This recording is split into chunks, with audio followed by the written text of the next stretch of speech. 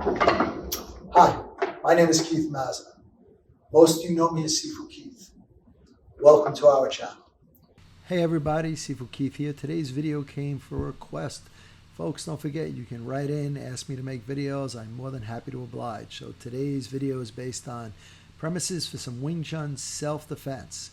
But before we get there, I need you to click the boxes to like and subscribe and hit the bell to always. This will help us greatly. Remember, train daily. Have a great day. So this is a response to a question. We went through the tucks out of the clearing. So this is a parallel hand defense. Okay. So if somebody grabs your hand on the parallel side, so remember, we go back to some things that we focus on. Close enough to grab, close enough to hit. So the first thing you want to employ is what we call a stun and run principle, because nobody's just going to walk up and grab your hand. So as soon as they grab, close enough to grab, close enough to hit, you're going to take a finger strike to the eye. Buji slick, just flick to the eye. You can jab to the eye, or you can just punch the face. That's a distraction to loosen this grip. Now, 3 pressure points inside the wrist. They're not death-defying, but they control their triggers for the thumb. So we're going to start, we're going to flick. I'm always checking that, right? I'm going to step away and I'm going to use a pox out to the wrist. I'm going to pox out it down, and then I'm going to strike 1, 2, and 3. So again, he grabs, flick, pock, 1, 2, and 3. And remember, as soon as he grabs, whether I touch him, he touch me, always move your field of vision to that, because if he grabs and swings, you're still going to have to deal with this before you get the hand off. This hand can never hurt you. You know where it is. In space, he's got to grab on you. He's not going to hurt you. So one more time, the grab comes in. I want to flick, attack the wrist, stepping away from that arm, creating more space, and then follow through with roll punching. So this is a response to a question. It's in our training techniques for shoulder grab. So nobody's going to just come up and grab you by the shoulder. Chances are they're going to try and slam you back and take the shot. And this force is going to come in with some power. So when they do that, as you feel it, I want to step back and go with it. So as he does that simultaneously, I take it, I want to grab from here. And whether I finger jab, Yuji, or punch, I like going to the eye to distract. So from here, I'm going to come in, guard over the top, and then work my way back in. So he comes in, you feel it, step back, strike simultaneously, move over, check and hit, move outside.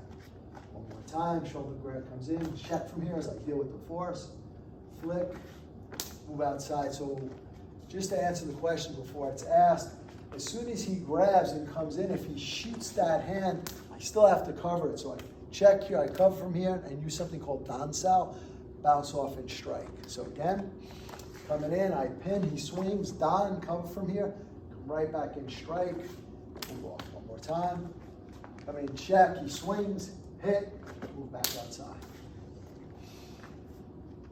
Okay, this is another response to a shoulder grab from the rear. So we're going to do it parallel across, and I'll explain the differences. Same technique, but the understanding of where you're inside or where you're outside. So when I come in, when I get the force, one is you're going to be dealing with a lot of force. Don't ever try to turn into fighting his force. So I want to try and break his balance a little bit. So I step across with the opposite side as I throw up abuse out. So again, I want to take his force, lead him a little bit, cover. I'm going to stop the knee, check the hand and strike. So again, stepping away, covering from here, take the knee, check and strike. One more time on the side. Stepping away, turn, check the knee, and strike. So let's give a different angle, opposite side. Again, I step away from the force, create some space, cover, check.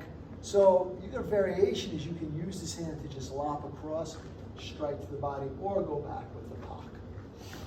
So again, I'm going to step away, cover, take the knee, check and strike. One more time. Step away, cover, take the knee, and lop and strike. But now, you don't know what side you're going to get grabbed with.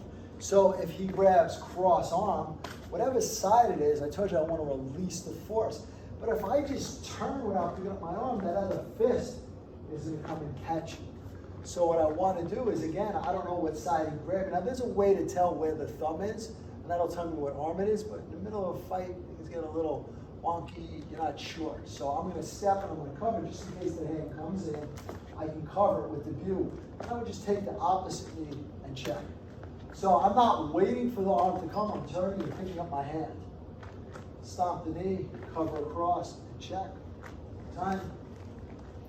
Step across, cover, check. And now, since he didn't punch, I would remain on the inside. Touch one hand, and my field of vision always goes to the opposite hand, because if he swings, there's my lop again and my strike. So let's just demo that one more time. I'm going to step and cover. There's nothing there. Take the knee, I work my way in. He swings with the other hand. I lop, I go right to the crook of the elbow, bringing it down, and strike again.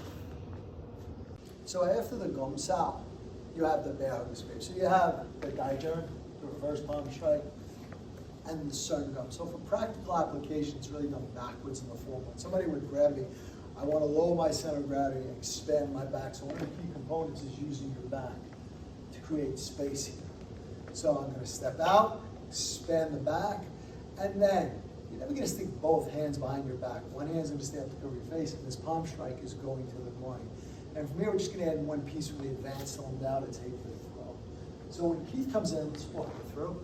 So remember, Wing Chun's a contact reflex. Like, you don't want to wait for him to be here and bear it down to start moving. So again, as soon as you start to feel it, you want to start to step out and create some space. Okay? We're going to move out, so I'm going to step here, I'm going to step out to my right, and I'm going to utilize, let's go this way, just show it to the back, right? So from here, when I step out, I'm going to create space here, using that to create a space with us. Back to where you are. So I'm going to work my way in, step out, I'm opening up my back. From here, I want to make sure I also be able to hurt him more. So I want to use the elbow, come behind in here. Here's that reverse palm. Keep your woo up, so he might try and grab for your face, so I need to cover that. Strike from here, and now we'll apply from advanced cylinder down. We'll step behind, and all I'm simply doing is throwing him right over my leg. Okay, so one more time. You work your way through. As soon as you feel him, open up, create the space. 1, 2, step behind him, and if he's a little taller, you grab the leg and simply throw. One more time. It's good for you, huh? So coming in, step out, 1, strike, strike, step behind, throw him over the leg, and take it.